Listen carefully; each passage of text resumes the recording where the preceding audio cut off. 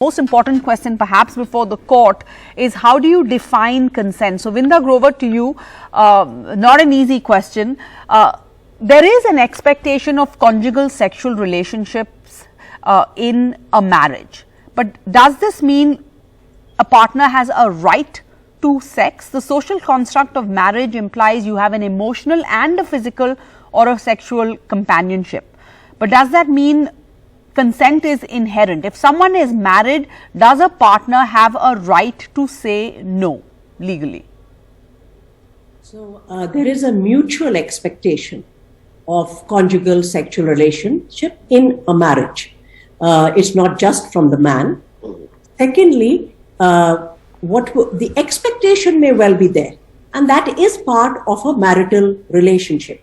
I think the question that the court is addressing, and the only question that a court of law can adjudicate, particularly a constitutional court, is whether that expectation, when it transgresses and encroaches the fundamental rights of a woman, can that continue to be allowed within our current constitutional jurisprudence.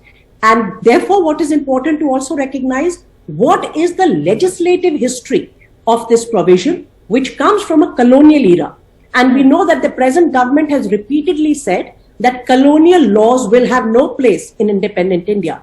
Well, here is a provision which continues to perpetuate a man's conjugal rights, in fact, his privilege and his control and dominion over a woman's body, which is today in absolute conflict with our constitutional rights as guaranteed under the Indian Constitution and elaborated in the from the Puttaswamy judgment onwards, where privacy was recognized as a fundamental right, as well as the autonomy, agency, and control that a woman must have over her own body. And this has been in great detail explicated in a 2019 judgment of the Constitution Bench of the Supreme Court called Joseph Shine, which decriminalized adultery on precisely these grounds, saying that constitutional morality must enter, and there may be social morality.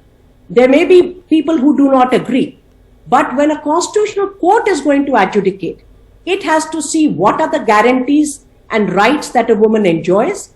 And if this legal immunity, it actually gives legal immunity to a husband because it in perpetuity recognizes that consent is given, or in fact, actually where it comes from is that a woman has no say in the matter. She has no agency. And that has been struck down by the Supreme Court. So I don't think this exception can withstand judicial scrutiny any longer.